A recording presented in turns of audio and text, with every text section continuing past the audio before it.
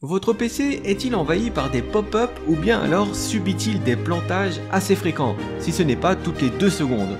Car dans ce cours de formation sur le dépannage des problèmes de sécurité, je vais vous montrer comment identifier et résoudre efficacement les problèmes courants de sécurité informatique. De la gestion des pop-up publicitaires aux échecs de mise à jour système, vous allez apprendre les meilleures solutions pratiques pour garder votre ordinateur en sécurité.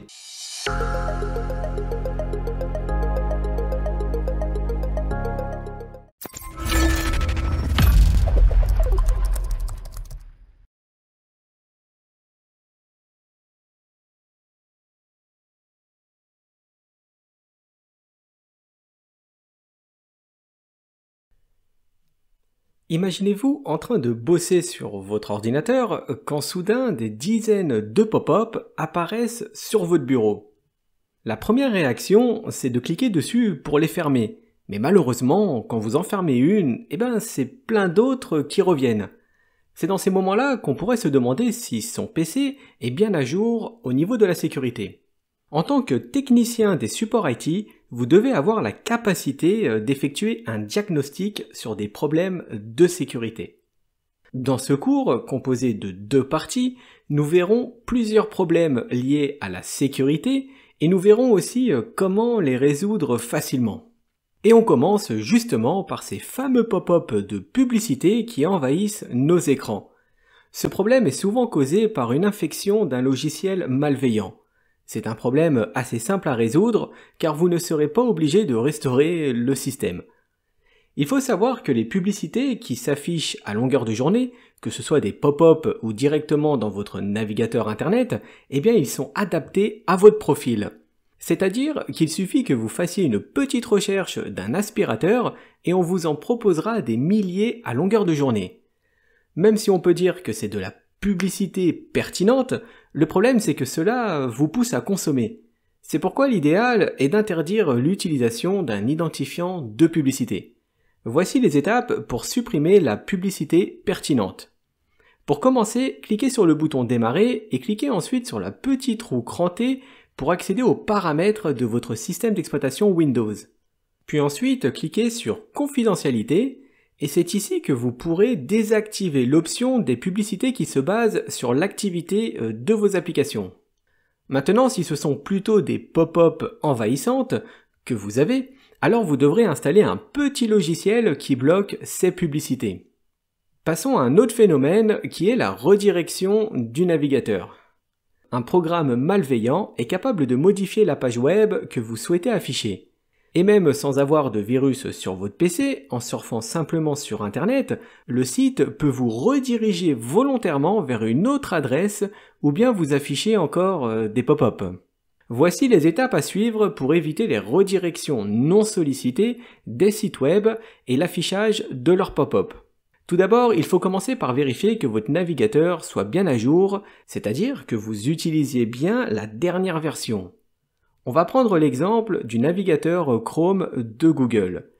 Il faudra aller dans ses paramètres, puis se rendre dans Confidentialité et Sécurité, cliquer ensuite sur Paramètres des sites et sur Pop-up et Redirection. Et c'est ici que vous devrez vérifier que le comportement par défaut n'autorise pas les sites à vous envoyer des pop-up et ni à utiliser des redirections.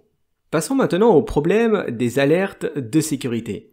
Imaginez que vous êtes sur votre ordinateur en train de naviguer tranquillement quand soudain vous recevez une alerte vous demandant de cliquer de toute urgence sur la fenêtre qui vient de s'ouvrir pour réparer votre ordinateur. Vous devez faire très attention à ce genre d'alerte qui est un moyen très courant de vous pousser à cliquer dans le but de vous faire installer des logiciels malveillants. Pour ce type de problème, je dirais que la solution c'est vous. Vous devez être sensibilisé à reconnaître les erreurs pertinentes et celles qui ne le sont pas. Il faut garder à l'esprit que n'importe quel système d'exploitation ne vous forcera pas la main pour installer de toute urgence un quelconque outil. Donc voici ce que vous devez éviter de faire. Ne jamais cliquer sur des liens si vous n'avez aucune info, ne jamais accepter d'installer un logiciel dont vous ne connaissez pas, et évitez à tout prix de cliquer plus vite que votre ombre sur des fenêtres inconnues. Voyons maintenant les symptômes qui causeraient une lenteur sur les performances de votre PC. Si votre PC prend du temps à démarrer ou que les applications mettent un temps fou à se lancer, alors cela pourrait provenir soit d'un problème sur votre disque dur ou d'un malware qui fout le bordel.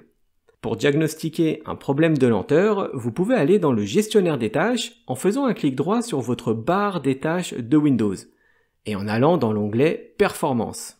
Si ça vient du disque dur, eh bien une simple défragmentation résoudrait ce problème de lenteur.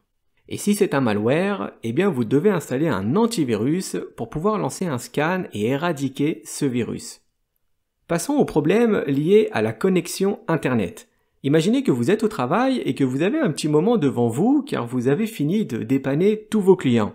Et après aussi avoir bien contourné le proxy de la boîte, vous décidez de regarder une petite série tranquillement quand soudain l'image se fige et votre navigateur mouline dans le vide. En regardant la barre de notification en bas à droite, vous ne voyez rien de suspect, c'est-à-dire aucune perte de connexion réseau. Alors que faire dans ce cas? Et surtout, par où commencer? Tout d'abord, lancez l'invite de commande en tapant CMD dans la barre de recherche. Lancez la commande ipconfig et relevez l'adresse IP de votre passerelle par défaut. De mon côté, comme je suis à la maison, il s'agit de ma box internet qui est 192.168.1.1. En fait, la passerelle par défaut, c'est en général un routeur qui peut se connecter à plusieurs réseaux dont la principale fonction, c'est d'acheminer le trafic entre ces réseaux. Pour continuer, vous pouvez tenter de faire un ping de votre passerelle par défaut. De mon côté, je dois lancer la commande ping 192.168.1.1. Si le ping réussit, c'est que ça ne provient pas d'un problème matériel ou de câble débranché. Ce que vous pourriez faire, c'est de réinitialiser vos paramètres IP pour voir ce que ça donne. Pour ça, rien de plus simple. Tapez le mot réseau dans la barre de recherche Windows et ouvrez le menu Vérifier l'état du réseau. Ensuite, vous n'aurez plus qu'à cliquer sur Réinitialisation du réseau pour relancer votre connexion réseau et donc la connexion Internet.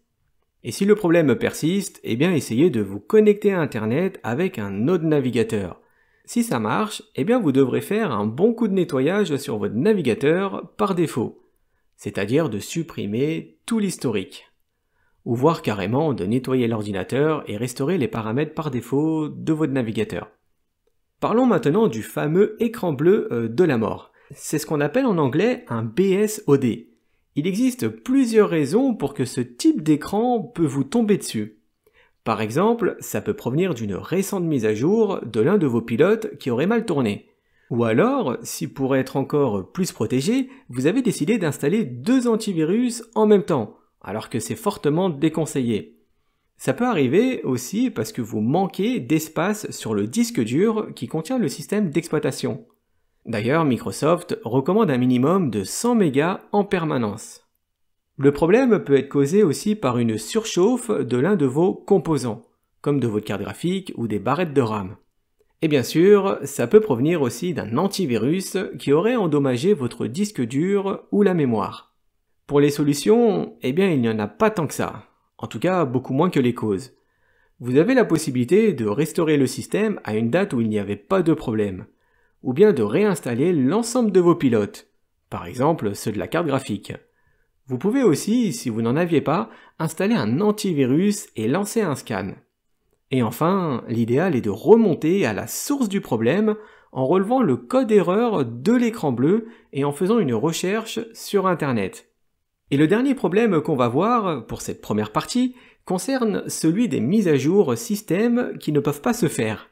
Et oui, parce que si vous avez chopé un virus, eh bien la première chose que ce petit logiciel malveillant va faire, c'est de bloquer les mises à jour de votre système d'exploitation et ceux de votre antivirus. Ce qui est logique, car la personne malveillante qui a conçu ce virus ne veut pas qu'on le détruise par une simple mise à jour qui corrigerait certainement la faille par où il est rentré.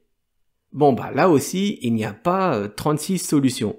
La meilleure chose à faire, c'est une restauration du système.